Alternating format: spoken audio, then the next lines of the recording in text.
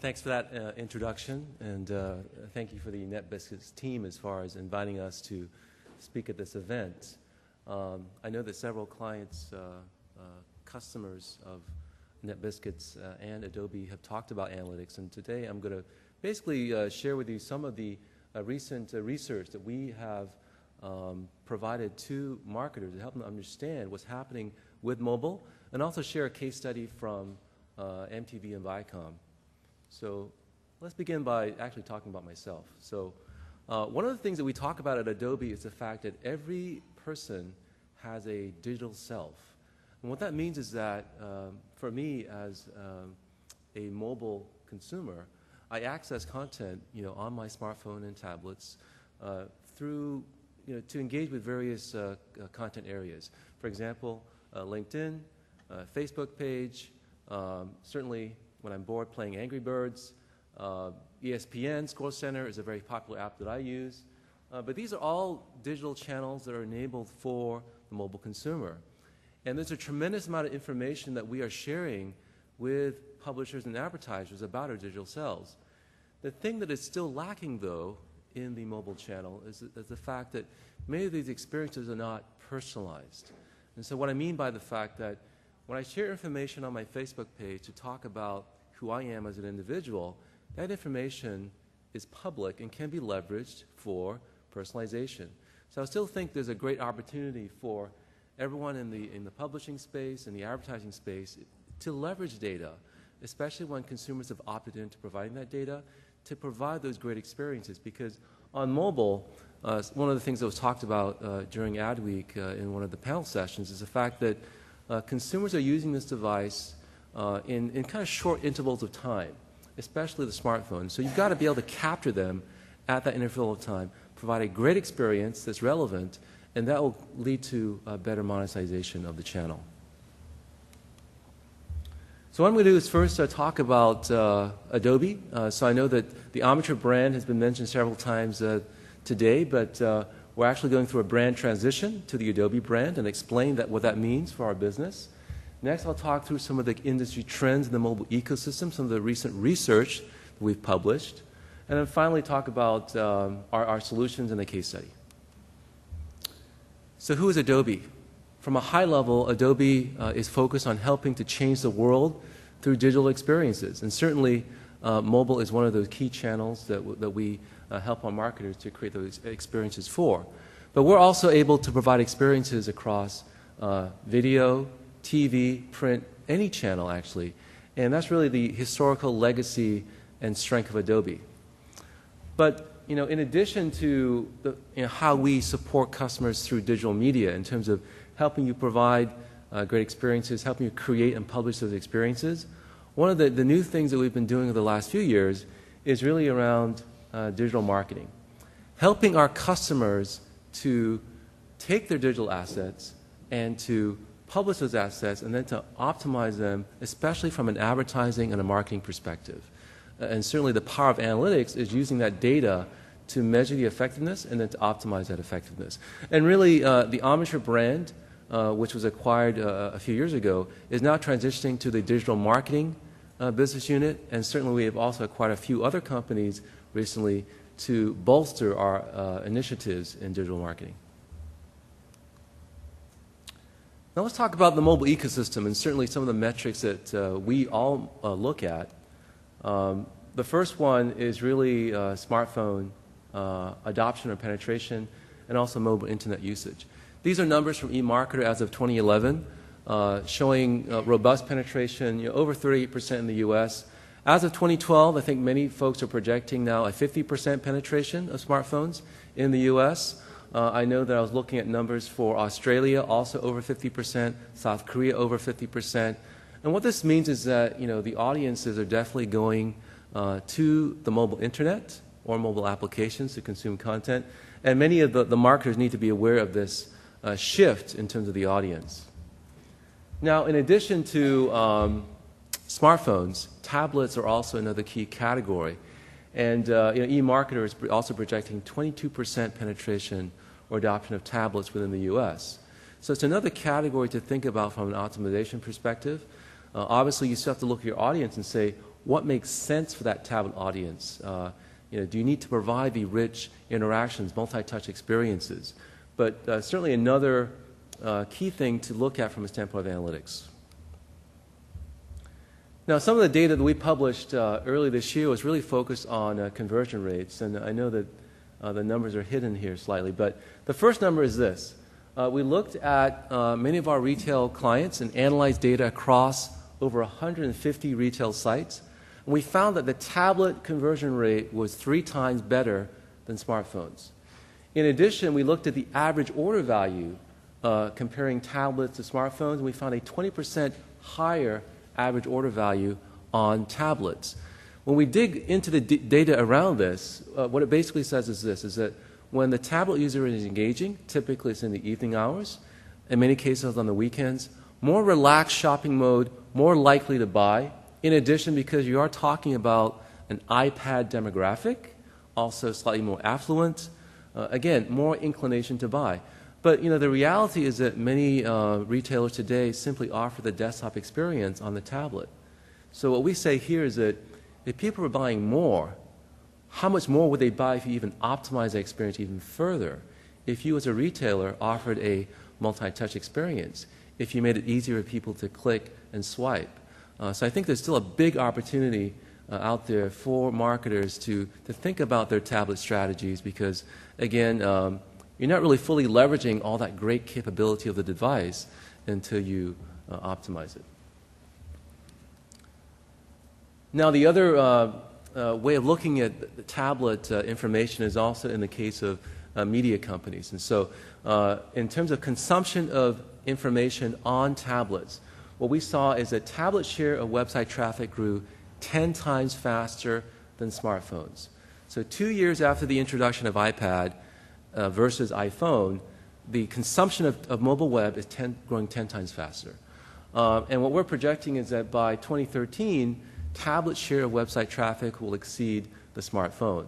And so this makes a lot of sense just because people are spending time in the evenings, on weekends, to really engage with the tablet experience. We're not saying that smartphones are not important, but it's really a different use case, a different situation where people are consuming bite-sized chunks of information, which is even why it's more important to optimize that experience for smartphones so people don't disengage.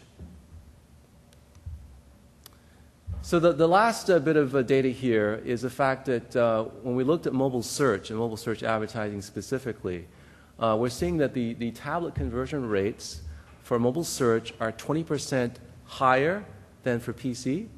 Okay, but if you look at it from a cost per click perspective, the cost per click for tablets is actually lower than for desktop. So one of the challenges in the mobile advertising industry is the fact that there is definitely plenty of inventory out there. And so many of the marketers that we speak to are saying, you can actually get a lot of return on mobile targeted search versus desktop search, assuming, again, that you have an experience that is optimized for mobile. But certainly by looking at this data, what we're saying is that there's a big opportunity for you to think about how you're allocating spend on search between tablets, smartphones, and PCs. So mobile analytics, what do we provide in terms of value? There's really 4 key elements here. The first one is the fact that with our analytics technology, it's really one place to analyze all channels. Mobile is an important growth channel, but you still have your desktop site. You have mobile applications, you have social media, you have email. So all of these channels can be analyzed in one place because when you get to the CMO level, they want to see all of this information in context. And mobile versus desktop versus email, which channel is more effective? In addition, we can measure any form of mobile content, whether it's mobile sites, mobile applications, mobile videos. Some of the largest media companies in the world use our technology to measure these experiences. And lastly, we can measure any mobile device. So whether it's feature phone, smartphone, or tablet, that's not an issue. We cover all devices across different regions of the world. The last key element, which is really, I think, the opportunity for marketers, is the fact that as you are collecting this information and analyzing this information, you have an opportunity to optimize those experiences using the analytics, okay? To conduct A/B testing, to basically, in the case of some of our clients, to offer different versions of the site experience to consumers and understand what's more effective in terms of driving consumer engagement. This is just a few images that show you a typical dashboard from our product, showing you how you can break down and look at different device categories, how they engage with your site, whether it's smartphone or tablet, the different operating systems that people are using, mobile application metrics, geography. There's a rich set of data out there, and it's definitely encouraging for me to hear from other customers that are using data to make the decision, because you don't want to make strategic shifts in how you conduct online marketing by simply saying, well, I think the iPhone is very popular, so let's go ahead and do an iPhone optimized experience. Look at your audience and see if they are actually using iOS versus Android, okay? And really tailor the experience to those platforms. So this is just some data to talk about mobile advertising spend. Today, mobile advertising is still a very nascent industry, but there's still really three big buckets of spend: messaging or SMS, search, and display. And I know in talking to many of our clients, they have been testing search and they've been testing display. Very few folks are actually using messaging to its full potential. In my case study, I'm actually going to talk about how Viacom uses messaging and also optimizes messaging, because once you have the opt-in from the consumer with their mobile phone number, that's actually a very valuable way to connect with that consumer. So I know in this conference we talked a lot about mobile web. There is that, what I call the parallel universe of the mobile application. For many marketers, it's a struggle because they're like, well, what should I measure with mobile applications? Mobile applications are different because they are installed, they are launched, people engage, people disengage, sometimes they crash. And these are simply metrics that we provide with our technology to help you measure mobile apps, because one of the big requests from our customers is, I need the ability to understand mobile app engagement, mobile site engagement, in some cases the cross-channel effect, because some mobile apps actually redirect to mobile web, and understand that kind of cross-channel 360 view of the digital consumer. And so we have certainly been focused on providing that capability to our customers. And then the last area here is really around segmentation. As you look at your consumers, some of our clients are basically taking all the data and classifying them into different consumer segments. This is actually a segmentation of the mobile app users. So initially, when you first download an app, you're a rookie. And then over time, you can become what we call an all-star, which is someone that constantly engages. Or you can become a bench warmer, someone who downloads and hardly ever comes back. And what you're trying to do is to analyze these segments and drive people to becoming all-stars, constantly coming back and using the app versus the bench warmers or the people who are just completely gone away. But again, this data is available to you to conduct that segmentation analysis. So with that, I'm just now going to switch into the case study with Viacom. And actually, Joe Lally, who you heard earlier, is the person that I developed this case study with actually last year. And I think it's still a very relevant case study because I hear very few people talking about SMS, but I think this is a great example of not only SMS, but how it connects to mobile web. So, Viacom is known for the MTV brand, but actually they have many different brands in their universe, serving different audiences from kids to young adults to music lovers. And, in their business, there's really, two major channels of distribution as far as content. One are the shows, the televised shows like The Real World, Teen Mom, Jersey Shore. In addition, they have the awards or the events such as the VMAs and the Kids' Choice Awards. And so these two content areas are kind of the cornerstone of Viacom. And what they do in their business is figure out how to drive people to this content. So in Joe's organization, he belongs to products. He's VP of Digital Products. And what he does, which I think is somewhat of a unique role, he creates digital products for all the brands to leverage. So whether it's MTV or Nickelodeon, they're trying to leverage the same common products and architectures so that everyone is doing custom development. The other thing that's interesting about how Joe looks at mobile web is that he's obviously got a lot of content. He aggregates content from many different sources. He provides experiences. He delivers that to consumers. But one of the key messages for him is the fact that throughout this content delivery lifecycle, he's measuring every single engagement point in order to use data to make the right decisions.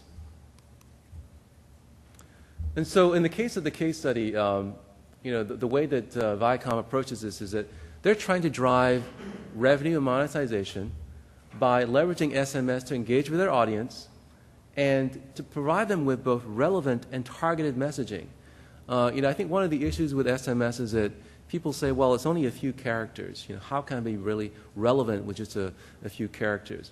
And the way that they were approaching this is to say, well, actually there are some variables here that we can tweak. So the audience profile for the MTV brand, typically the profile is young adults, skews towards females, and a few African American are in that profile. From a device perspective, range of devices from iOS to Android to BlackBerry. The other category is actually feature phones. So in his audience demographic, he's still got a lot of folks transitioning from feature phones to smartphones. So typically there's a need to reach that broad audience. And that's really one of the reasons why people use SMS is because it has the largest reach. It can reach 90% of the devices out there. Here's an example of some of the text messaging in the case of the Jersey Shore show. I just want to highlight the fact that within the text messaging, this is actually a monetization point where there is a text ad here. And the text ad for the first one is Energizer commercial.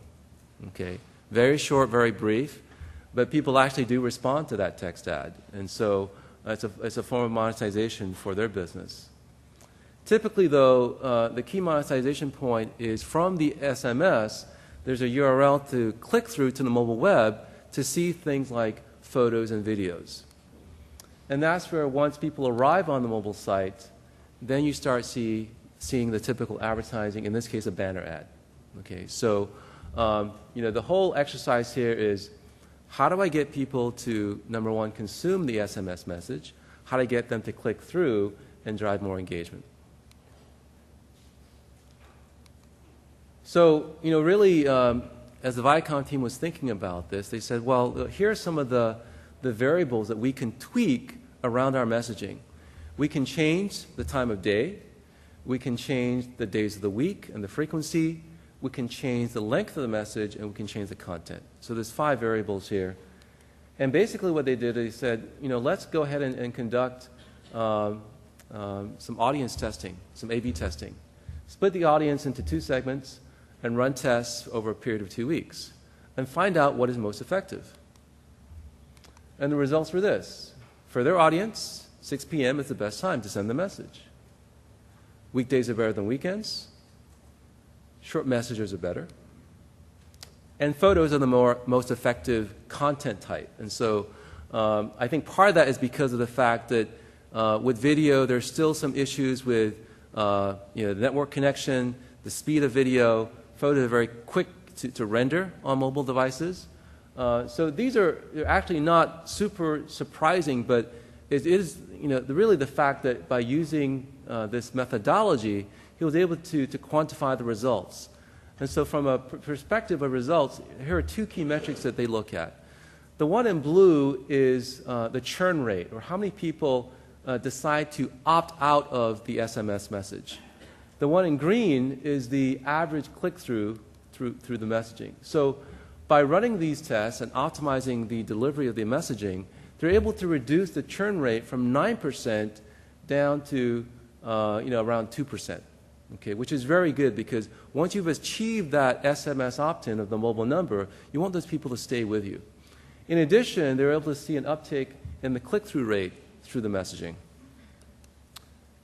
In fact, one of the interesting things that they talk about in their business is the fact that there are, sometimes spikes in their business. And so what Joe talked about is the fact that, in this case, this spike was due to breaking news. And so in addition to, providing kind of the standard information about what's happening with MTV, if there's some event out there, that causes a big news like Michael Jackson passing away, there's definitely a spike there.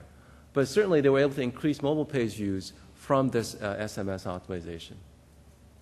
And in fact, they were able to increase the mobile page views by 5 to 10%. So, in closing, in telling this MTV story, it's really about 3 elements. Number one, when they were thinking through the mobile strategy, tying the mobile strategy to the monetization of the business and making sure that it wasn't just a pure creative decision. How does it impact business results? Secondly, to analyze the various experiences, the various text messaging, the time of day, the content types, to analyze that in order to optimize those experiences to drive not only the best experience for the customer, but also the best results for the business. So with that, I'd be glad to take any questions if there's any questions out there. I'm also available. If you have additional questions, please send me an email regarding our solutions around mobile marketing.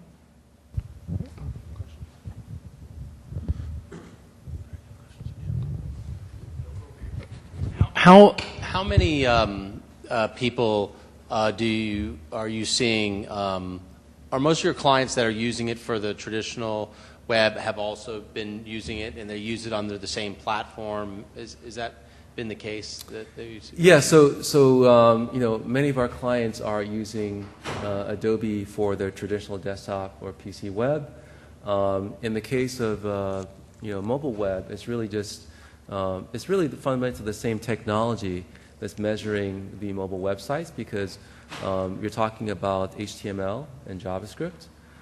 In the case of mobile app, that's where it's a different animal because native apps, which are built native, typically require an SDK or application library. But we're definitely seeing a lot of growth in customers using our technology for mobile apps, especially as they. I think 2 years ago, many of the leading brands were just testing mobile apps, and so they weren't sure really where to go with their mobile app strategy.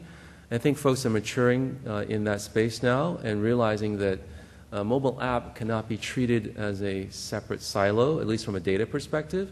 And when you're talking about total audience measurement, and I'll use the example of the Olympics with NBC, they wanted to measure total audience engagement across all digital channels, across all devices. And certainly by using Adobe, they were able to understand that and publish out those metrics to advertisers to say, here's the audience engaging through the mobile app, through the mobile site, through traditional desktop, social media, etc. And the tracking of the customer journey is something that you would recommend them to do, and then to optimize or to make changes to the layout? Is that the process? Yeah, well, I think from an advertiser perspective, obviously they want to show people the content that's the most popular in order to generate the highest advertising rates. Now, as far as tracing the customer journey, I think in the case of advertising, because for most situations it's anonymous, so you don't actually know that you're delivering a message to you. But I think what MAC is trying to say is that in the case of the mobile channel, it's an additive channel, okay? And so when you as an advertiser are buying digital, which includes mobile, don't treat it as a channel that's going to cannibalize traditional desktop or TV. And actually that was their biggest concern, I think, going back to 2010 Olympics. They were concerned that mobile was going to cannibalize traditional TV. But what they were able to do using our technology and also with their own surveys, is to show that mobile is actually an additive channel. And I think from a macro perspective, when I talk about our business across all the different verticals we serve, we're not seeing a downtick in traditional web traffic to PC desktop. We're seeing a significant uptick into the mobile device traffic. Probably need and it reflects, many of the numbers that some of the folks here have said. Okay. Where No worries. I think Pretty good. How you doing? probably by Q4 of this year, near 20% of all I can imagine. the data I've that we only done collect 2 will be events, from but mobile you probably devices, had to do which at reflects least similar to 1 what or 2 or Akamai was 3 saying every with day. serving content on mobile devices, 20%. So I think that's kind of the number. Yeah. Obviously, And in then you're certain verticals like constantly putting media, out content in the meantime. Right. we're seeing numbers Yeah. upwards of 30%. And everyone is seeing, And just like I'll give you Armstrong was mine. saying, year over Make sure year, I have it in my pocket. triple-digit growth. Are you here for the drinks as in well? traffic. Or- And so I think for many brands and marketers, it's kind of alarming Yes, I took. because my cards are they're surprised. my bag, but I will. Sure, nice I'll to get meet you you. one before. But I think it's one of those things that Cool. certainly more and more folks need to utilize the data that's available to them to make these decisions.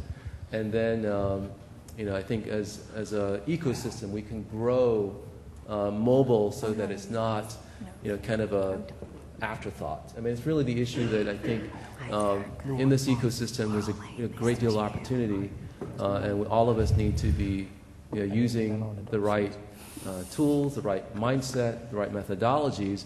I know that the speaker from Coca-Cola, she said that it's very difficult.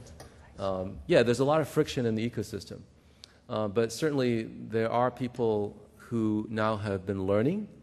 And I think more folks are willing to share, best practices. And my job is really to encourage our customers to do that, to share these best practices, so that people are really leveraging the opportunity of mobile. Yeah. Question. I had a question on the data you showed on conversion rates tablets, so that Yeah. they're better generally than the PC. What was the can you say something on what the basis for that data was? So kind of was it mostly iPad traffic, and what was it more that that the consumers access the PC sites via the tablet, and then the conversion was still high? Yeah, so I think the conversion rate was actually the conversion rate for tablets was higher than for smartphones, which totally makes sense. The average order value was a thing that was surprising, 20% higher, people buying more on tablets versus PC. And I think that because this data is not a consumer survey. We're actually analyzing the behavioral data of what people are doing on the websites.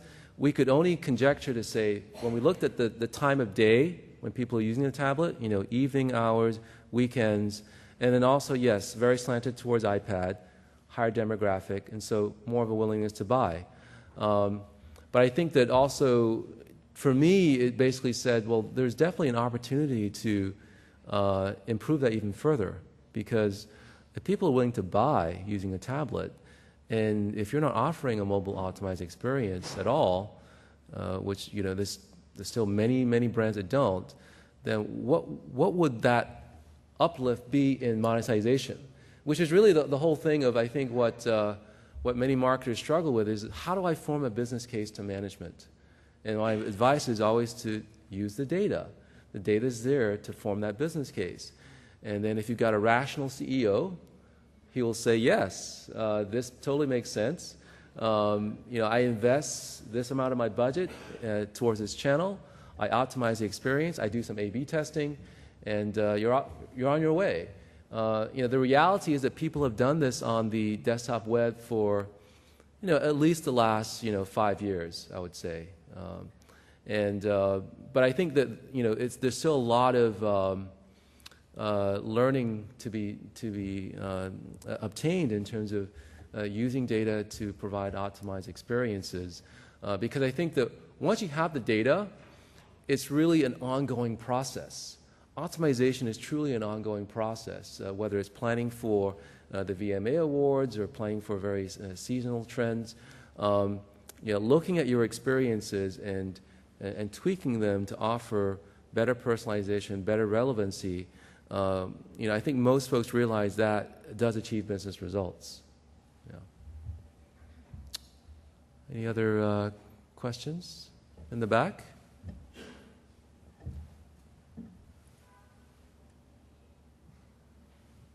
Ray, to follow up on a point you made about using the data, are you guys providing data that is seamlessly getting into data warehouses and CRM systems?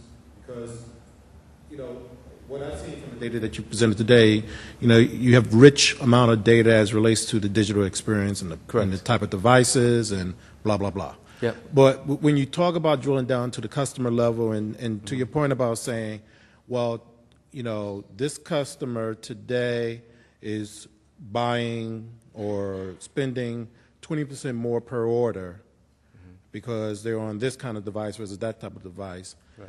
The next question is, but what was that customer spending when they were not engaged mobile, when they were calling a call center, or when they were, Right. Walking into whatever, Yep. channel, and at the enterprise level, I have the data to understand what that particular customer at the Yep. customer number level was doing today versus what they're doing now that I've, invested all this money into this mobile Sure. platform. Sure. No, that's a great question, and certainly early this year at our conference, the Adobe Digital Marketing Summit, one of our clients, Best Buy, actually talked through a story where, they provide mobile apps, mobile sites, and obviously have got brick and mortar retail channels. And so their whole analysis was, what is the influence of the mobile channel in driving people to the Best Buy store? How can I analyze that? And so we do actually, within our analytics solution set, provide the ability to tie information from digital channels to offline channels. So that technology exists. And the way that Best Buy was able to connect that together is that at Best Buy, there's a couple of ways they can identify a consumer. One is with a loyalty card when you check out. Secondly, also your credit card can be an identifier. And then also within their mobile experiences, they also provide an authentication into the experience. And they try to drive authentication by saying, if you log in, then you get personalized offers. You get personalized, personal information that's good for you. And so by connecting, kind of the mobile data, they're able to show that the person that is using mobile and offline from a channel perspective is more valuable than someone who's only using offline channels. Okay, so basically for them it's customer lifetime value. And so to calculate that, they're able to say, okay, mobile, desktop, and offline, what's the value of those different audiences? And they saw definitely the mobile audience is very valuable. And so that helps inform them to say, well, what should I be doing for that audience that is using mobile, desktop, and offline? How should I provide better targeting, personalization, offers, et cetera, to service that consumer? So, yes, we definitely have customers that are trying to analyze that type of information, and we can do that.